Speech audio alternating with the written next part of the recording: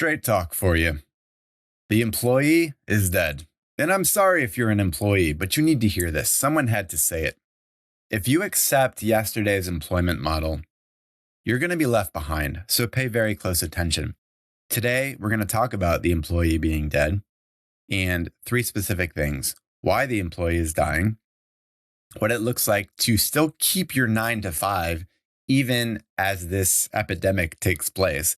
And then thirdly, what's a 5-part framework for becoming what I call the Uncaged Pro? No more employees. Leave that behind. Trust me on this, okay? Now, before we get started, if Uncage Yourself is giving you value, I'd greatly appreciate if you hopped on over to Apple Podcasts and left an honest written review. It really helps. And if you're on Spotify, feel free to click the stars at the top and provide a review that way. That helps me a lot, just trying to get the word out and help as many people as I can uncage themselves.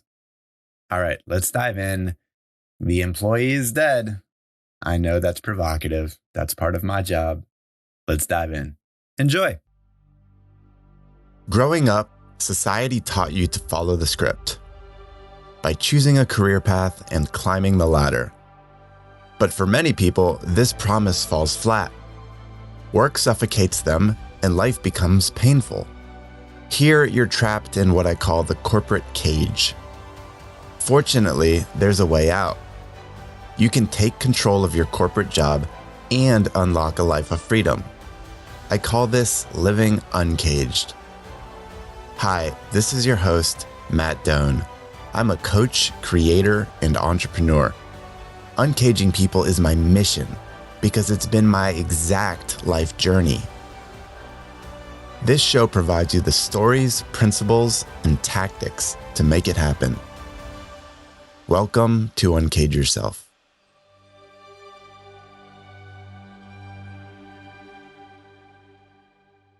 All right, so I'm talking about the death of the employee. Now, obviously, no one's dying. I'm not getting that literal. And there are exceptions to the argument I'm going to make.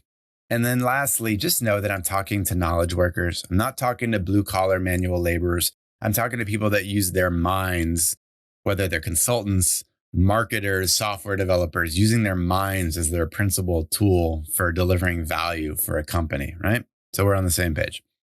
Now, yes, the employee is dying off, like I said. Now, specifically, the workers themselves aren't going away. People like you, you're not going away. Just the old concept of the employee is going away.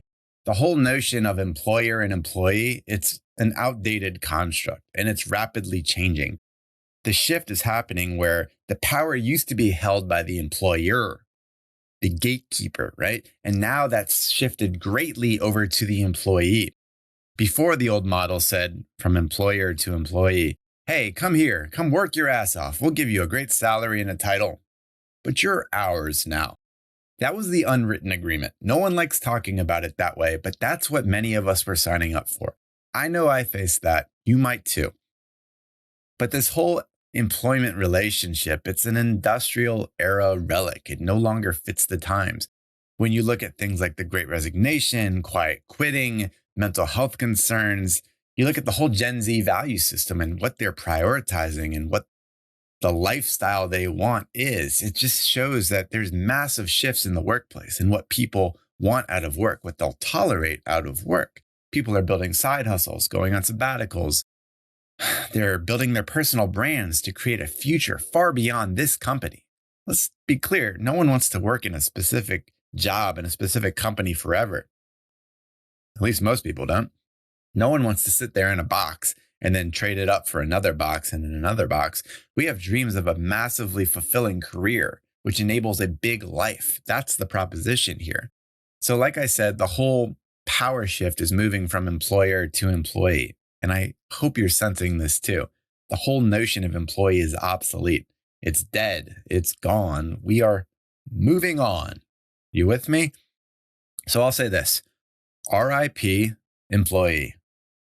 That word doesn't even make sense to me. I just can't even use it in it compute anymore.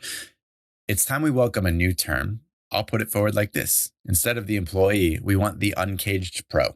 Uncaged meaning you're no longer trapped in that cage, just saying yes to everything that's being asked of you. You're not held captive. You are uncaged. And you're a pro because you're a professional that takes their career seriously. They own it. They are no longer an amateur just plugging in and doing whatever's asked of them. You're an uncaged pro. You are self directed. You are self reliant. No more employee working for an employer. You can be an uncaged pro while earning a good salary, while supporting a company. Okay. You can be full time employed, but this is much more on your own terms now. Hey, quick break. If you like what you're hearing on Uncage Yourself, I promise you're going to love my newsletter. It's called Uncaged Secrets. You can check it out at uncagedsecrets.com. It's packed weekly. We've got a single email. It's hard hitting. We talk about one secret that's going to unlock your mind, give you actionable tips on how to be an uncaged person in this rapidly changing world of work so that you are self-reliant, self-directed, and you are living the life you are meant to support the lifestyle you crave. You get lessons on professional and personal freedom. Check it out over at uncagedsecrets.com. I promise you won't regret it. Secondly, let's talk about how to do this right and how you keep your job and still be this very authentic, self-reliant, uncaged pro. I spent 15 years in management consulting. My first 10 years, I just did whatever was asked of me. I plugged in and, my family and my health took a hit as I took just one more call and then another and another. And well, my marriage fell apart, lost access to my kids, and my mental health went to crap. So I had to pick myself back up. I had to say enough to all this. I couldn't just leave the corporate world. It had so much value for me. It was providing the means to support a large family that I was responsible for. But I knew I needed to create time freedom. I needed to own my relationship with it. I needed to own it so that it did not own me. I needed to do things like operate in my zone of genius to craft my role in a way that felt good and I was efficient. Instead of giving 11-hour days, how do I get it down to like 5 or 6 hours so that I could prioritize being a good husband and father and a healthy person and live the dreams I wanted outside of the job? That was the point. So I had to ask myself these questions. How could I create freedom while keeping my corporate job? And I know this contradicts the typical wisdom, which says either climb the ladder or escape the 9 to 5. Those are two polar opposites. And I challenged myself to find a middle ground, a place where I could have the stability of the 9 to 5 in the prosperity of entrepreneurship. That's what I was aiming for. So I started conducting all sorts of experiments at work where I would make sure that I didn't go above my point of diminishing returns. I didn't go above and beyond if it wasn't necessary. I established rules of engagement for myself at work so that I tolerated certain things and I didn't tolerate other things. I knew what I was going to do. I had a social contract with myself so my boundaries weren't violated, these sorts of things. I also knew that on the side, I needed to build something that was going to create a future for me that I was excited by. For me, I needed to pursue entrepreneurship. I think most people do, at least high performers like us. We need to figure out what we're capable of, and a job keeps you in a box and doesn't let you unleash all your gifts. So long and short of it is I conducted a lot of experiments. I was able to reclaim a lot of time and energy from the job while still succeeding, while getting promoted, while keeping a good reputation. And I saw what was possible. I challenged conventional systems. I stopped being the employee working for the employer. I guess looking back, I was the uncaged pro. I'm using that label now. I didn't use that label then, but I was uncaged. I was working to reach my highest self. And I'm always doing that. I'm never going to be there, and that's cool. But I learned to take the red pill. I think Morpheus would be proud of me. I saw through all the limitations and assumptions I had at work, and I saw a new potential for myself and how to show up at work on my terms. Now, I want to give you in this last part of our episode today is a 5-part framework on how to become the uncaged pro. How do you dispense with the old notion of being the employee and then become uncaged? So here's what I got for you. 5 things. First and foremost, believe that your 9 to 5, your corporate gig can just be a utility. It doesn't have to provide purpose or meaning. You can let it just provide value in your life, and you can find purpose and meaning elsewhere. Keep that in the back of your mind as we go through these things. So 5 items. Number 1, validate that you're in a healthy workplace. Some places are unworkable. Some places are so toxic that you need to get out of there. I'd like to think that most workplaces are workable, but you need to make sure you have a healthy baseline, that you look around and you don't see massive signs of toxic culture. And you have to look at your local culture, the people around you, your local teams, because all culture is local culture. If it's workable, great. Let's get moving. If it's not, you might have to switch teams. You might have to switch companies, but look for signs that it is workable and that you can do good things and grow within that company. So number 1, validate you're in a healthy workplace. Number 2 is clarify the life you actually want. And I always tell my coaching clients, create an exciting picture of your future self. How do you spend your time? Who are you hanging around? What's your financial situation? What does work mean to you? These sorts of things. How do you get clarity around that? Continually reflect on this, write about it, sharpen it daily. You need this vision embedded into your subconscious. You need to want it so badly that you're always making tiny decisions that add up to that life. So if you keep writing about it and talking about it and making it more clear and clear, your subconscious mind is just going to start living in alignment with it. You're going to say no to all the bullshit that was holding you back and say yes to the very few things that are going to create the life you do want. So that's number 2, clarify the life you want, because you can't get your career right unless you understand the life you want to live, because career supports life, not the other way around. Thirdly, determine what work means to you. My friend Paul Millard, who was on this podcast earlier, always asks, what is work? Some people would say attending meetings, submitting deliverables, doing creative output. But you've got to think beyond this salaried employment mindset. You have to ask yourself, what's the work worth doing? That work might look like being a good parent, spouse, writing a book, creating a business, being a nonprofit leader. It can be lots of different things, but you have to ask yourself, what's the work worth doing? And then separate that in your mind from the job. The job and then the work can be 2 separate things. Your work should be something that drives you and energizes you. Your job can be something on its own.